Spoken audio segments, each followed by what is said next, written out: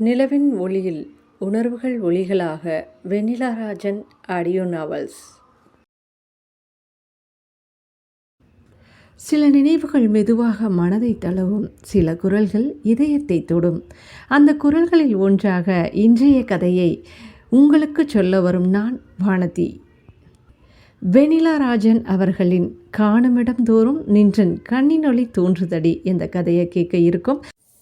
இந்த கதை உங்களுக்கு பிடிச்சா லைக் பண்ணுங்கள், மற்றவங்களுக்கு ஷேர் பண்ணுங்கள், உங்கள் கருத்துக்களை கமெண்ட் பாக்ஸில் கமெண்ட் பண்ணுங்கள். மேலும் இது மாதிரியான கதைகள் கேட்க வெண்ணிலா ராஜன் ஆடியோ நாவல்ஸ் யூடியூப் சேனலை சப்ஸ்கிரைப் செய்யுங்க. அத்தியாயம் 18. அதிதேவ் இரவு உணவுக்கான சமையலை செய்து கொண்டிருந்தான். விஷ்ணு அவனுக்கு உதவி செய்ய அவர்கள் இருவரும் பேசிக்கொண்டே சமையலை முடித்திருந்தார்கள். ஆதி விஷ்ணுவுக்கும் அவனுக்கும் உணவு பரிமாறிவிட்டு சாப்பிட ஆரம்பித்தான். விஷ்ணு உணவை அளந்து கொண்டிருந்தான். அதை கவனித்த ஆதி, மச்சி சாப்பிடு என்றவனிடம் திடீரென்று ஞாபகம் வந்தவனாக, ஆதி அந்த டெண்டர் என்னாச்சுடா? ஏண்டா மிஸ் ஆகுமா என்ன என்று ஒற்றை புருவம் உயர்த்தினான். அந்த செய்கையில் விஷ்ணுவின் முகம் தானாக மலர்ந்தது. ஒழுங்கா சாப்பிடுடா, என்ன யோசிச்சுட்டு இருக்க என்று ஆதி கடிந்தான். டேய், நீ பண்ணுறதெல்லாம் சாப்பிடணுமேனு நானே நொந்து நூடுல்ஸாக இருக்கேன். இதில் இவன் வெறும் நூடுல்ஸாக செஞ்சுட்டு இவன் அக்கப்போர் தாங்கலையே என்றபடி விஷ்ணு சலித்து கொண்டான். டேய், ஏன் மச்சான் என்கிட்ட அடி வாங்காமல் சாப்பிடு என்று ஆதி விளையாட்டாய் சொல்ல விஷ்ணு அதற்கு மேல் ஏதும் பேசாமல் சாப்பிட்டான். பின் இருவரும் உறங்கச் செல்ல விஷ்ணு புரண்டு புரண்டு படுத்தபடி இருந்தான். அதை கவனித்தவன் விஷ்ணுவை தட்டி கொடுக்க அவனோ ஆதியின் மடியில் படுத்து தூங்க ஆரம்பித்தான். ஆதியோ ஒரு பெரும் மூச்சுடன் ஆழ்ந்த சிந்தனையில் இருந்தான்.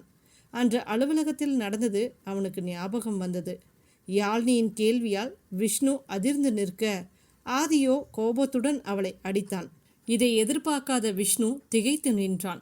ஒரு சில நிமிடங்களில் சுதாரித்தவன், யாழினி என்ன பேசுற நீ என்று அதட்டினான்.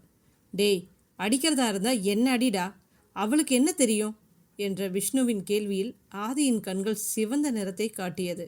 ஜஸ்ட் ஷட் அப் என்று ஆதி கத்த, அதற்கு மேல் ஒன்றும் பேச தோன்றாமல் யாழ்னியை வெளியே கூட்டிச் சென்றான். யாழ்னியோ ஆதி அடித்த அதிர்ச்சியிலிருந்து மீள முடியாமல் இருந்தாள். யாழுமா, சாரிடா ப்ளீஸ் என்று அவளை சமாதானப்படுத்த அவள் இறுக்கத்தோடு அமர்ந்திருந்தாள். என்ன செய்வதென்று புரியாமல் தவித்தவன் மித்ராவை அழைத்தான். அதை கவனித்தவள் அவனிடமிருந்து செல்லை பறித்து ஆஃப் செய்தாள். யாழினி ஒரு நிமிடம் தன்னை நிதானப்படுத்தி கொண்டவள், அண்ணா ஐ எம் ஓகே என்றவளிடம், நீ அவன் மேலே கோபப்படாதேம்மா என்று முடித்தான். இனஃப் அண்ணா, என்னை கொஞ்ச நேரம் தனியாக விடுங்க என்றவளிடம் மௌனமாக வெளியேறினான். தனது அறைக்கு வந்து அமர்ந்தவனின் மனதில் சொல்லுன்னா வழி எழுந்தது. ஏனோ தன்னை அனைவரும் தவிர்க்கிறார்களோ என்ற யோசனை வந்தது. அந்த நினைப்பை தாங்க முடியாதவனாக மித்ராவிற்கு ஃபோன் செய்தவன், பேபி என்று வலி நிறைந்த குரலில் கூப்பிட்டான். அந்த குரல் அவளை ஏதோ செய்ய உடனே அவனை பார்க்க கிளம்பினாள். அவள் உள்ளே நுழைந்த போது விஷ்ணு எங்கோ வெறித்தபடி அமர்ந்திருந்தான். விஷ்ணு என்று அவள் மெல்லிய குரலில் கூப்பிட அவளை பார்த்தவன் சட்டென இறுக அணைத்தான். அந்த அணைப்பில் ஒரு நிமிடம் திகைத்தவள் தன்னையறியாமல் அவன் முதுகை வருடினாள். அதில் ஆறுதலுற்றவன் அவள் கைகளை பிடித்தபடியே சிறிது நேரம் அமர்ந்திருந்தான். என்னாச்சு பேபி என்று மித்ரா கேட்க விஷ்ணு சடார் என்று நிமிர்ந்தான். என்ன கேட்ட மித்து? என்னாச்சுன்னு கேட்டேன், அப்புறம் என்ன சொன்னேன்னு தெரியலையே என்று யோசித்தவள் பேபி என்றாள். நான் உனக்கு பேபியா என்று அவன் கேட்க, ஆமாம் நீங்கள் எனக்கு பேபி தான் என்றபடி அவன் தலைமுடியை கலைத்து விட்டாள். மித்ரா உள்ளே நுழைந்த போது அடிபட்ட குழந்தை போல இருந்தது அவன் அமர்ந்திருந்த தோற்றம். அதை பார்த்தவள் எதையும் யோசிக்காமல் அவனை தேற்ற அதே மனநிலையில் தன்னை அறியாமல் பேபி என்றாள். ஏன் இவ்வளோ டல்லாக இருந்தீங்க விஷ்ணு என கேட்க அந்த நிமிடத்தில் அவன் முகம் இறுக்கத்தை தத்தெடுத்தது. ஒன்றும் இல்லடா என்றவன், யாழ்னி உன்னை கூப்பிட்டாடா என்றான். அதில் துணுக்குற்றவள், என்னன்னு சொல்லுடா, வந்ததிலிருந்து உன் முகமே சரியில்லை என்று அவள் பொறுமை இழந்து கத்த அதில் முகம் கசங்கியவன் நடந்ததை சொன்னான். அண்ணா என்ன நினச்சிட்ருக்காங்க, ஏன் அப்படி பண்ணுறாங்க என்று கத்த ஆரம்பித்தாள். பேபி கூல் டவுன்டா, எம்எல்ஏ தான் மிஸ்டேக் என்று அவன் சொல்லும்போது ஃபோன் அடித்தது. ஹலோ, விஷ்ணு புக் வாங்கிட்டியா என்று அவன் கேட்க, வாங்கிட்டேன் என்றவன் செல்லில் எதையோ நோண்டினான். நான் சொன்ன புக் தானே வாங்கினேன் என்றவனிடம் ஆமாம் என்றான். ஓகே என்றபடி ஃபோனை வைத்தான். ஒரு சில நிமிடங்களில் யோசித்தவன், ஓகே பேபி, நீ போ, நாளைக்கு பார்க்கலாம் என்றான். சரி என்று தலையாட்டியவள் அவனது கையை ஆறுதலாக அழுத்திவிட்டு சென்றாள். விஷ்ணு வெளியே சென்ற பின்னும் ஆதி தனது கோபத்தை கட்டுப்படுத்த முடியாமல் திணறினான். யாழ்னி தன்னை பற்றி கேட்டது அவனை அவ்வளவு பாதித்திருந்தது. விஷ்ணு ஏன் இப்படி பண்ணான், யாழ்னி ஏன் இப்படி பேசினா என்று அவன் தனக்குள் உழன்று கொண்டிருந்தான். ஒரு கட்டத்திற்கு மேல் அங்கே மூச்சு முட்டுவது போல் இருக்க அறையை விட்டு வெளியே வந்தான். அப்படி வரும்போது யாழ்னியை கவனித்தவன் அதிர்ந்து போய் நின்றான். அவன் அடித்த அடியில் கன்னம் வீங்கி கண்களில் உயிரற்று அமர்ந்திருந்தாள். அதை பார்த்தவன் மனம் பதறியது. ஓ ஷட் என்று தன்னையே திட்டிக் கொண்டவன் பேபி என்று மென்மையாக அழைத்தான். அவனை பார்த்தவள், நான் பேபி இல்லை, யாழ்னி, உங்கள் எம்ப்ளாயி என்றாள். பேபி சாரி, டென்ஷனில் என்று அவன் சொல்லி கொண்டிருக்கும் போதே, டேய் டென்ஷன்னா என்ன வேணாலும் பண்ணுவியாடா, அப்போ நான் உன்னை திருப்பி அடிக்கட்டுமாடா என்று கோபத்துடன் கேட்டாள்.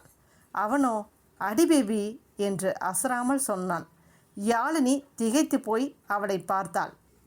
ஏன் உன்னை அடிச்சேன்னு அடி பேபி, ஏன் விஷ்ணுவை அடிச்சேன்னு அடி பேபி என்றான்.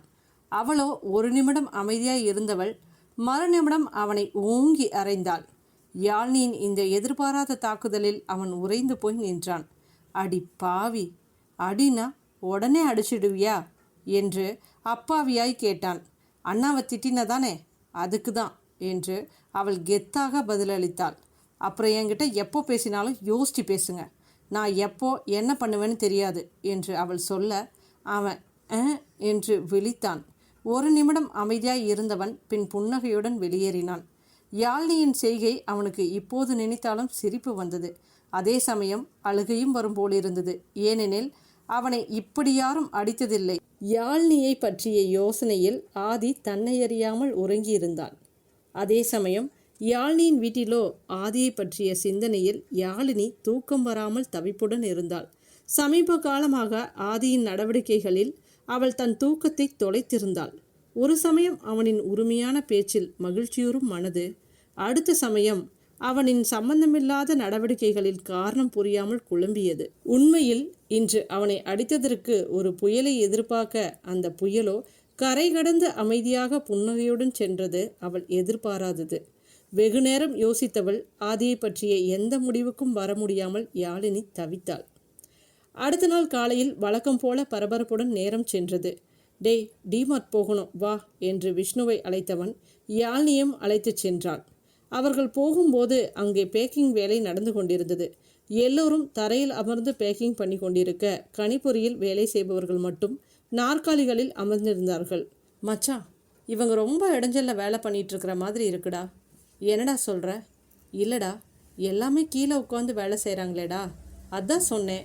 அதனால் என்ன, டேபிள் யூஸ் பண்ணால் நிறைய ஸ்பேஸ் கிடைக்கும் மச்சி, அவங்களுக்கும் வசதியாக இருக்கும். மச்சி சூப்பர்டா என்று பாராட்டியவனை யாழ்னி முறைத்தாள். என்ன யாழ்னி, நேற்று இந்த அறிவு எங்கே போச்சுன்னு யோசிச்சேன் சார் என்று யாழ்னி சிரித்து கொண்டே கூறினாள். அதை கேட்டதும் அவன் முகம் கன்றியது. அவன் திரும்ப பார்த்தபோது விஷ்ணு அவர்களுக்கு எப்படி பேக் பண்ணுவது என்று சொல்லி கொடுத்து கொண்டிருந்தவன் மேலும் எப்படி ஈஸியாக அந்த வேலையை முழுவதும் முடிப்பது என்று சொன்னான். அவர்கள் ஒரு குறிப்பிட்ட அளவு ஆட்களை மட்டுமே வைத்திருந்தார்கள். இன்னும் கம்பெனி விரிவாகும் போது நிறைய ஆட்களை தேர்ந்தெடுக்க முடிவு செய்தார்கள். அதை கவனித்தவன் விஷ்ணுவுடன் தானும் இங்கு இருக்க வேண்டிய அவசியத்தை உணர்ந்து கொண்டான். ஏதோ தோன்ற அவசரமாக செல்போனை எடுத்து டயல் செய்தான். இதெல்லாம் உங்களுக்கு எப்படி தெரியும் அண்ணா? ஏமா இப்படி கேட்குற? ஆதி கூட தெரியுமே என்றான். அவர்கள் பேசிக்கொண்டிருக்கும்போது யாழ்னியிடம் வந்தவன் யாழ்னியை அலுவலகத்திற்கு கிளம்ப சொன்னான். யாழ்னி, இங்கே நாங்கள் பார்த்துக்குறோம், நீ கொஞ்சம் ஆஃபீஸ் பார்த்துக்கோடா. நானா? ஆமாம், அப்புறம் ஆஃபீஸில் கொஞ்சம் கவனமாகவே இரு என்றவனை வியப்பாய் பார்த்தாள். ஆஃபீஸ் தானே போகிறோம் என்று யோசனையுடன் கேட்டாள். ஹலோ, நீ எங்கே போனாலும் சேஃபாக இருக்கணும், அவ்வளவுதான். இன்னும் கொஞ்சம் நேரத்தில் டிரைவர் வந்துடுவாங்க, நீ கிளம்பி போ என்று சொன்னான். அவளுக்கு இன்னும் சில இன்ஸ்ட்ரக்ஷன்களை சொன்னவன் மீண்டும் மீண்டும் கவனமாக இருக்குமாறு அறிவுறுத்தினான். யாழ்னி புன்னகைத்தபடியே அனைத்தையும் கேட்டுக்கொண்டாள். யாழினி கிளம்பியதும் அவளோடு சென்ற ஆதி, பேபி, நான் சொன்னது இன்னைக்கு மட்டும் இல்லை, இங்கே கொஞ்சம் ஸ்டடி ஆகிற வரையும். ஆஃபீஸ் வராமல் நான் இருக்க மாட்டேன். பட் என்னோட கண்ணா நீ ஆஃபீஸை பார்த்துக்கணும். எதுனாலும் நீ இன்ஃபார்ம் பண்ணணும், ஓகே என்றவன் அவள் என்ன என்று உணரும் முன்பே அணைத்து விடுவித்தான். அவளது திகைத்த முகத்தை பார்த்தவன் செல்லமாக அவள் கன்னத்தை தட்டினான். பின் காரில் அவள் ஏறும் வரை அருகிலிருந்தவன், பேபி பாய்டா என்று புன்னகையுடன் கூறி சென்றான். யாழ்னி ஒன்றும் சொல்ல தோன்றாமல் அவனை பார்த்தபடியே சென்றாள். அவளை அனுப்பிவிட்டு உள்ளே வந்தவன் எப்படி குறை களைவது என்று ஒவ்வொன்றாக ஆராய்ந்தான். புத்தகம் வாங்குவதில் ஆரம்பித்து அதை எப்படி டெலிவரி செய்வது வரை ஒவ்வொன்றாக ஆராய்ந்து மாற்றம் செய்தான். அவனது மாற்றத்தினால் கம்பெனி கஸ்டமரின் நன்மதிப்பை பெற்று நிறைய ஆர்டர்களை பெற்று தந்தது. அவனது வளர்ச்சியை கவனித்து கொண்டிருந்த கம்பெனி ஒன்று ஆதியின் கம்பெனியில் முதலீடு செய்ய முன் வந்தது. அந்த சந்தோஷத்தை கொண்டாட அவன் பார்ட்டி ஒன்றை அரேஞ்ச் செய்திருந்தான். அதில் அதிதேவ் எதிர்பாராத ஒரு நபரை சந்திக்க நேர்ந்தது.